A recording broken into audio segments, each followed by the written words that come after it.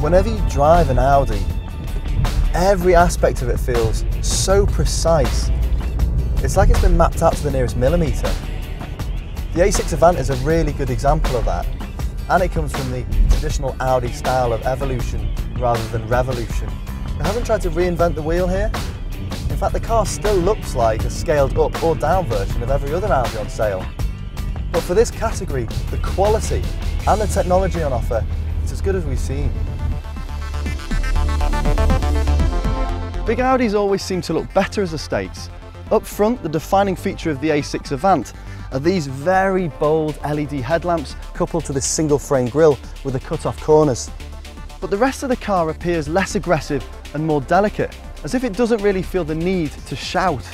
Check out this crease in the shoulder line that widens and then tapers as it runs from the front to the back. It visually stretches the car and it creates this lovely interplay between light and shadow.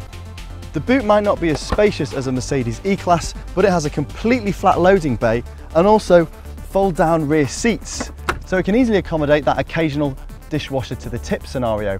There are also a load of practical considerations like straps, hooks, a rail-mounted luggage fixing system, and you can even spec Audi's hands-free operational system. The interior of the Audi A6 Avant is noticeably more upmarket than its rivals. Everywhere you look, there is tangible quality. The materials, like these very tactile aluminium dials, the shut lines, even the way the door thunks, it's stunning. You can also see technology from the flagship A8 saloon cascading down into this model. So we've got the latest incarnation of Audi's MMI control system, standard, as is dual zone climate control, leather seats, Bluetooth, and if you've got money to burn, you can even spec some more extravagant options like night vision and a Bang & Olufsen sound system. Although the car's physical footprint hasn't changed much since the previous generation A6, the wheelbase is longer, so you get a lot more rear legroom.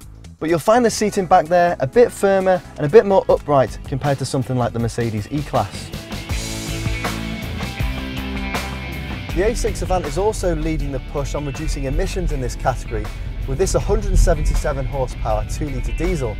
Now for a 4-cylinder unit, it offers a surprising amount of mechanical refinement and should help keep your running costs nice and low. It's quiet-ish, quick enough, the ride quality is so much better than the previous generation car. In fact, the only real issue I've got with this manual version is that the pedals are slightly offset. Like the Jaguar XF, there's a lot of aluminium in the construction of the A6, and that's made it one of the lightest cars in its category, so it should be quite agile, which it is, but the problem is it's not that entertaining, and that's because entry-level models use a front-wheel drivetrain, and front-wheel drive chassis are always going to come unstuck against rear-wheel drive offerings in the driver's department. They're just not as fun, they're not as engaging to drive.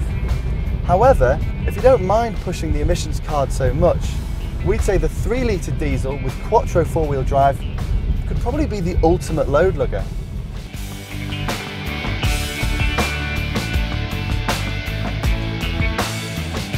So the Audi A6 Avant remains a different but equally very appealing alternative to the BMW 5 Series Touring and Mercedes E-Class estate.